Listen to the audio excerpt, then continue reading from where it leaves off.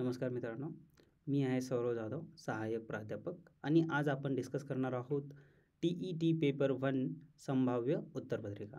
तर चला मग स्टार्ट करूयात.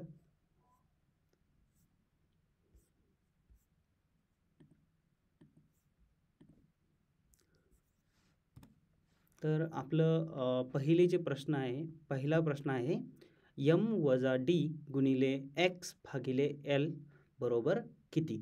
तर हे क्वेश्चन सोडवण्यासाठी आपल्याला आधी माहिती पाहिजे की कोणत्या अल्फाबेटला काय म्हणतात, राईट, किंवा कोणत्या संख्येला कोणत्या अल्फाबेटनं दर्शवतात. जसं की आपल्याला माहिती आहे, एक मिनिट, हां, तर जसं की आपल्याला माहिती आहे, जर आपल्याला एक दर्शवायचं असेल तर आपण आयने त्याला दर्शवतो, राईट. 5 जर दर्शवायचं असेल तर आपण व्हीनं दर्शवतो. X दर्शवतोय 10, right. एल म्हणजे 50, राईट. सी म्हणजे 100, डी म्हणजे 500 आणि एम म्हणजे 1000. तर याच संख्या आपण या एक्सप्रेशनमध्ये ठेवूयात. ठीक आहे. एक्सप्रेशन आपल्याला आहे m-d गुणिले x भागिले l. तर संख्या आपण ठेवूयात. m म्हणजे 1000 वजा 500 गुणिले x म्हणजे किती. x म्हणजे इथे आहे 10 भागिले l म्हणजे 50, राईट. सो आता आपल्याला माहिती आहे 1000 मायनस 500 म्हणजे हे झाले 500 गुणिले 10 भागिले 50, 0 0 कटले आणि इथे राहिला आहे 100, राईट. सो 100 आपण कशाने डिनोट करतो, सी ने, करेक्ट, सी. तर इथे ऑप्शन नंबर 1ला आहे सी, राईट. सो हे झालं आपलं उत्तर, करेक्ट. चला तर पुढे चालूयात. दुसरा क्वेश्चन आहे, एका रस्त्याची लांबी 2 किमी 560 मीटर आहे. त्या रस्त्याच्या कडेने प्रत्येकी 6.4 अंतरावर झाडे लावायची आहेत. तर रस्त्याच्या दुतर्फा लावण्यासाठी जास्तीत जास्त किती झाडे लागतील. तर बघा, आता आपल्याला रस्त्याचं अंतर दिलेलं आहे. हा आहे आपला रस्ता. रस्त्याचं अंतर आहे 2 किलोमीटर 560 मीटर. तर किलोमीटरला जर आपण मीटरमध्ये कन्वर्ट केलं तर काय होतं आहे, 2 किमी बरोबर 2000 मीटर, बरोबर. सो हे टोटल अंतर किती झालं, हे टोटल अंतर झालं आहे 2560 मीटर. आपण किलोमीटरला मीटरमध्ये कन्वर्ट करून घेतलं आहे. तर आता मला सांगा, आपल्याला किती अंतरावर झाडे लावायची आहेत. झाडे लावायची आहेत 6.4 अंतरावर, राईट. तर आपण किती टोटल झाडे लावू शकतो एका बाजूने. सर्वात आधी आपण एका बाजूने किती झाडे लावू शकतो ते आपण कॅल्क्युलेट करू. तर त्यासाठी आपल्याला काय करावं लागेल, ही पूर्ण जे अंतर आहे त्याला 6.4नं भागावं लागेल.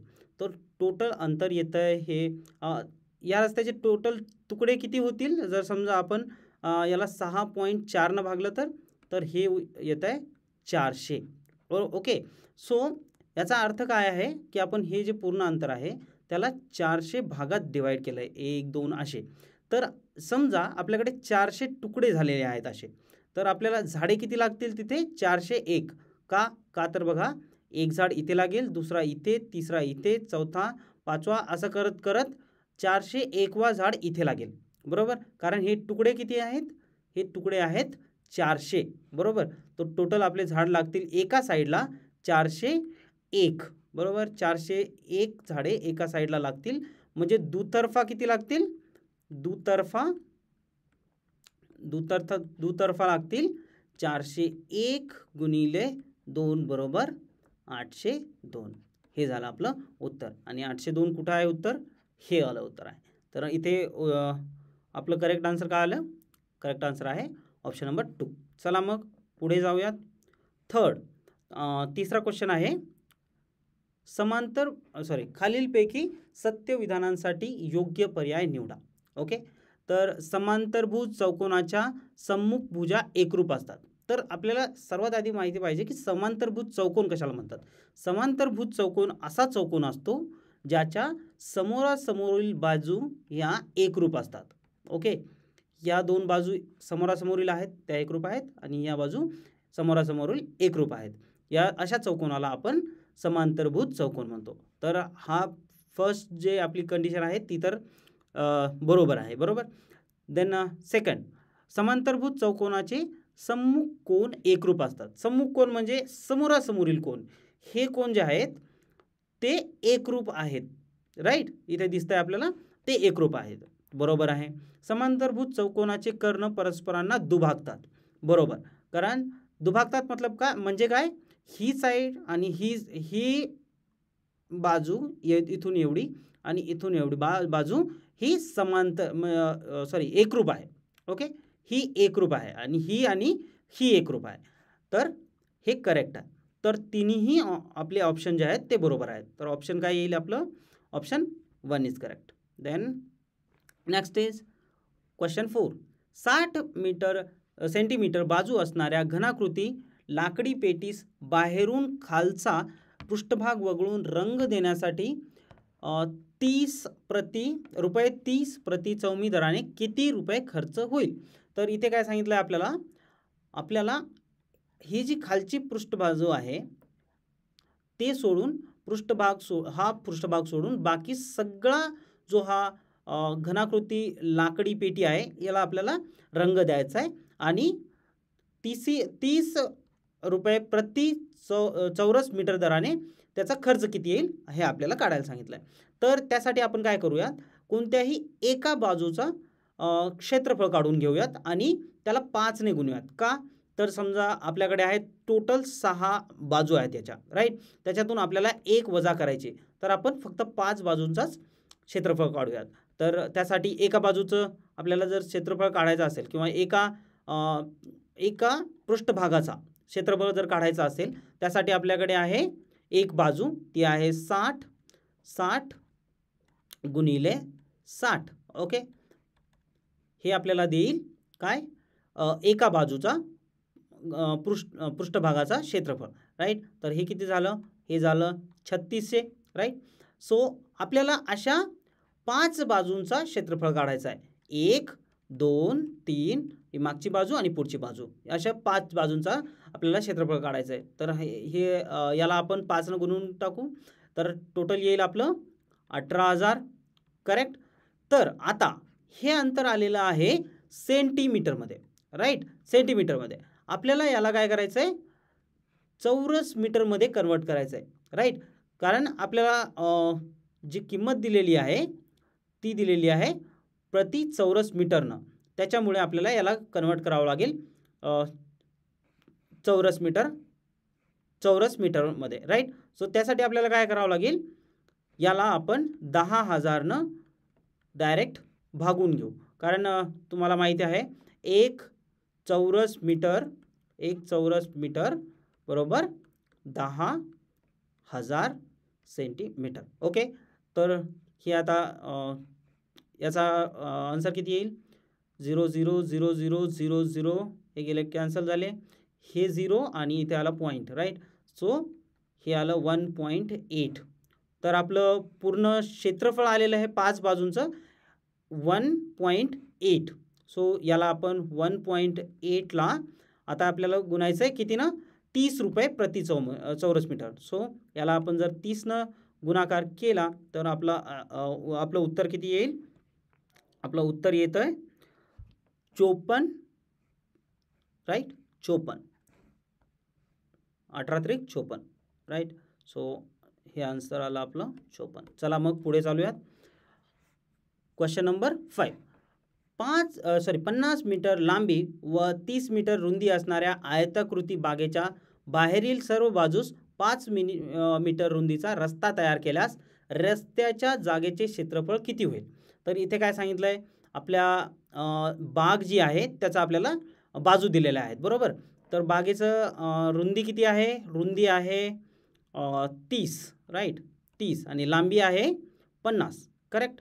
तर जर या रस्त्याचं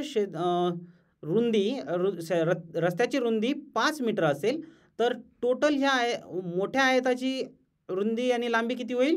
हे 5 एक्स्ट्रा ॲड होतील आणि हे 5 एक्स्ट्रा ॲड होतील, म्हणजे याची रुंदी होईल 60 आणि हे 5 एक्स्ट्रा ॲड होऊन आणि हे 5 एक्स्ट्रा ॲड होऊन याची रुंदी होईल 40. तर पूर्ण या मोठ्या चौरसाचं किती होईल क्षेत्रफळ? मोठ्या आयताचं क्षेत्रफळ इक्वल टू किती होईल? 40 गुणिले 60 बरोबर 240. बरोबर 240च होईल ना. आणि त्याच्यातून आपल्याला फक्त आणि फक्त एवढ्या क्षेत्राचं आपल्याला क्षेत्रफळ काढायचं आहे. त्यासाठी आपल्याला काय करावं लागेल? हे आतला जो आयत आहे याचं क्षेत्रफळ आपल्याला वजा करावं लागेल. त्यासाठी आपण त्या छोट्या आयताचं क्षेत्रफळ काढून घेऊयात. छोट्या आयताचं क्षेत्रफळ आहे 30 गुणिले 50 बरोबर 15. राईट, नाही हे 24 आला. हां, हे झालं आपलं आन्सर. करेक्ट. सो आता आपल्याला काय करायचं आहे? 2400 मायनस 1500 करायचं आहे. तर याच्यातून किती राहिले? हे झालं 900 मीटर. राईट, तर 904 आपला आन्सर आलेला आहे. चला मग पुढे चालूयात. हां, तर क्वेश्चन नंबर 6. एका कोणाचा काटकोन कोटिकोन नॉट काटकोन कोटिकोन 35 मापाचा आहे, तर त्याच्या पूरक कोनाचे माप किती असेल? तर सर्वात आधी आपल्याला याचं उत्तर जर काढायचं असेल तर आपल्याला कोटिकोन, पूरक कोन आणि काटकोन माहिती पाहिजे. Right sir. तर कोटिकोन कशाला म्हणतात? कोटिकोन असे दोन कोन असतात ज्यांच्या मापांची बेरीज ही 90 अंश असते. जर समजा एका कोणाचं माप जर 30 असेल तर त्याचा कोटिकोन किती होतो? 60 होतो. तर तसेच जर आपल्या कोणाचा, ठीक आहे, इथे काय दिलेलं आहे? एका कोणाचा कोटिकोन 35 आहे, तर जर त्या कोणाचा कोटिकोन 35 असेल तर कोन किती मापाचा असेल? 90 वजा 35. राईट, हा झाला आपला कोन. तो बरोबर किती झाला? 55. राईट, 55 अंश एवढा आपला माप झाला. कशाचा? आपला कोनाचा. राईट, तर त्याचा पूरक कोनाचे माप किती? आता पूरक कोन कशाला म्हणतात? पूरक कोन असे दोन कोन असतात ज्यांच्या मापांची बेरीज 180 अंश असते. ओके, तर आपल्याला पूरक कोन जर काढायचा असेल, याचा पूरक कोन बरोबर किती असते? 180 वजा x. तर 180 वजा 55 बरोबर किती आन्सर आलं? 125. ओके, हे आन्सर येतं आहे 125. चला मग पुढे चला. हां, तर 1 ते 50 पर्यंतच्या संख्यांची बेरीज किती येते? Question number 7. 1 ते 50 संख्यांची बेरीज किती असते? जर समजा असा तुम्हाला कधी क्वेश्चन आला तर त्याचं एक सोपी ट्रिक आहे आपल्याकडे. ती कसं करायचं आहे? हे बघा, आपल्याला काय करायचं आहे? जी शेवटची संख्या दिलेली आहे, इथे 50 दिलेली आहे, गुणिले त्याच्या समोरची जी संख्या असेल, 50च्या समोरची संख्या आहे 51 भागिले 2. हे जर आपण याचा आन्सर काढलं तर हे होऊन जाते आपलं 1 ते 50 संख्यांची बेरीज. ओके, तर हे किती होईल? हे होतं आहे 1275. ओके, कॅल्क्युलेट करून घ्या. हे येतं आहे 1275. Answer 1 is correct. चला मग पुढे चला. स्वराने शिक्षणासाठी 10 7% दराने बँकेकडून 80,000 काही वर्षासाठी कर्जाऊ घेतले. मुदती अखेर तिने बँकेला रुपये 96,800 व्याजासह परत केले, तर स्वराने ती रक्कम किती वर्षामध्ये परत केली? तर इथे आपल्याला किती वर्ष लागले किंवा आपल्याला टाईम काढायचा आहे, ड्युरेशन, कालावधी काढायचा आहे. राईट, तर आपण सर्वात आधी सगळं लिहून घेऊयात. काय आहे दिलेलं? आपली रक्कम किती आहे? रक्कम दिली होती आपल्याला, घेतलेली रक्कम आहे 80,000 बरोबर. परत किती केले? परत केले परत केले 96,000, परत केले 96,800, 96,800, राईट. तर आता आपल्याला याच्यामध्ये जर काढलं आपण तर टोटल तिने व्याज किती परत दिला, तर टोटल व्याज दिलेला आहे, व्याज किती झालं आहे, व्याज झालं आहे 96,800 वजा 80,000. ओके, तर 80,000 किती झालं, व्याज किती झालं 16,800, बरोबर आहे. 16,800 आपलं व्याज झालेलं आहे. तर जसं की आपल्याला माहिती आहे सरळ व्याज काढायचं आपल्याकडे सूत्र आहे. सरळ व्याजाचं सूत्र काय म्हणतं, सरळ व्याज बरोबर काय आहे, रक्कम गुणिला दर गुणिला कालावधी भागिले 100. तर हेच आपल्याला आता ह्या ज्या संख्या आहेत त्या ठेवून द्यायच्यात आपल्या या सूत्रामध्ये.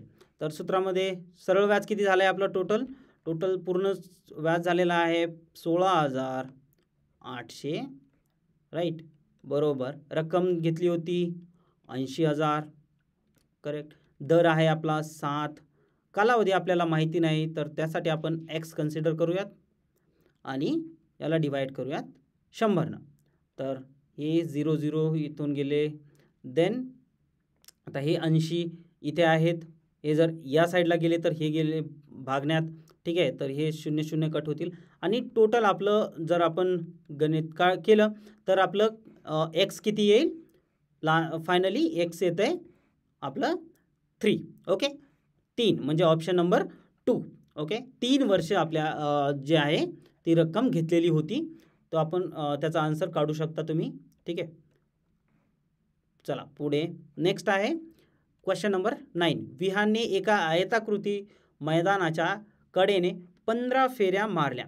ओके, तेव्हा एकूण 5.1 किमी अंतर चालून पूर्ण झाले. त्या मैदानाची लांबी 100 मीटर असल्यास रुंदी किती असेल. तर चला आपण एक आयत काढून घेऊया तिथे, राईट. सो हे आहे आपलं आयत, बरोबर. तर काय म्हणतंय, 15 फेऱ्या मारल्यावर त्यानं अंतर किती पूर्ण केलंय, 5.1 किलोमीटर. म्हणजे आपल्याला रुंदी इथे मीटरमध्ये दिलेली आहे तर आपण हे किलोमीटर मीटरमध्येच कन्वर्ट करून घेऊया. तर टोटल किती चालला तो चालून पूर्ण किती केलंय त्यानं, पूर्ण किती झालंय, पूर्ण किती केलं त्यानं 5,100 मीटर, बरोबर. तर जर 15 फेऱ्या मारल्या आहेत तर एका फेरीचं अंतर काढण्यासाठी किंवा तुम्ही म्हणू शकता की याचं पूर्ण हे पेरीमीटर काढण्यासाठी किती लागेल, त्याला आपल्याला 15नं डिवाइड करावं लागेल, ठीक आहे. तर हे जर आपण 15नं भागलं तर आपल्याला येतं आहे 340. ओके, तर याचं पूर्ण अंतर किती झालं, हे या आयताचं पूर्ण अंतर आहे 340 आणि आपल्याला दिलेलं आहे की या मैदानाची एक बाजू जी आहे रुंदी ती आहे 100 आणि हे आयत असल्यामुळे या पण बाजूचं अंतर किती असेल 100, करेक्ट. तर या टोटल 340 मधलं आपल्याला माहिती आहे की ही बाजू आणि ही बाजू मिळून करतात 200. म्हणजे आपल्याला किती काढायचं आहे, याचं आणि याचं किती होईल, 340 गुणिले वजा हे 200, हे 200 किती झाले, 200 किती झाले, हे झाले 140, राईट. तर या दोन बाजूचं पूर्ण किती झालं आहे अंतर, ते आहे 140, राईट.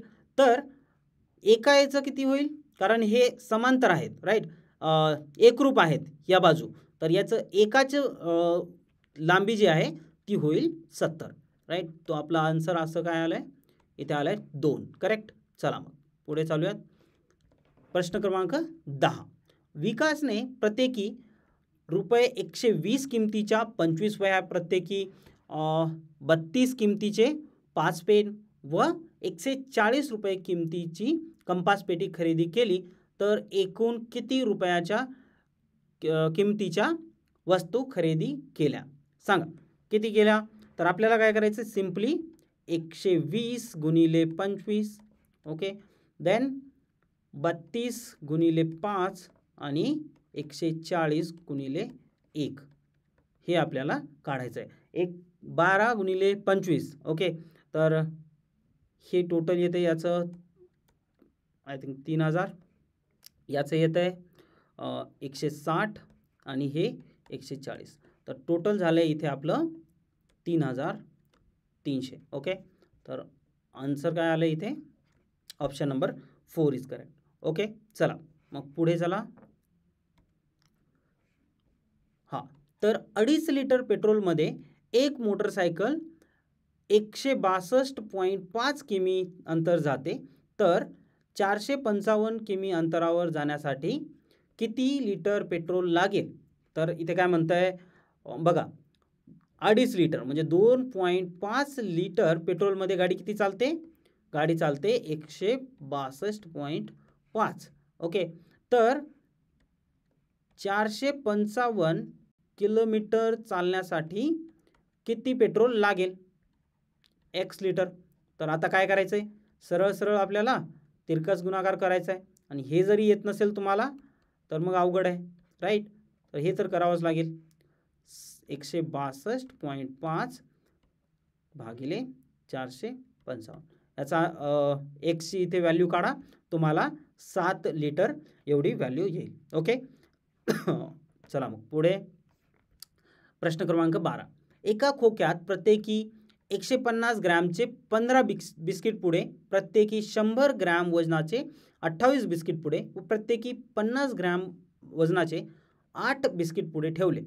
खोक्यासह बिस्किट पुड्यांचे वजन 6.25 किलोग्राम भरले, तर फक्त खोक्याचे वजन किती?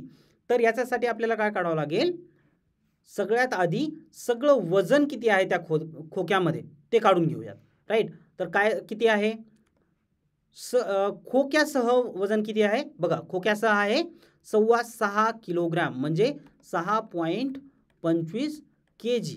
तर याला आपण जर किलोमध्ये आता ग्रॅममध्ये कन्वर्ट केलं तर किती येईल, कारण आपल्याला आन्सर जे आहे ते ग्रॅममध्ये काढायचं आहे. ओके, आणि हे वजनसुद्धा आपल्याला ग्रॅममध्ये दिलेलं आहे, म्हणून आपण हे kg पूर्ण ग्रॅममध्ये कन्वर्ट करून घेऊयात. तर 6.25 किलोग्रॅम म्हणजे किती, 6250 ग्रॅम, बरोबर.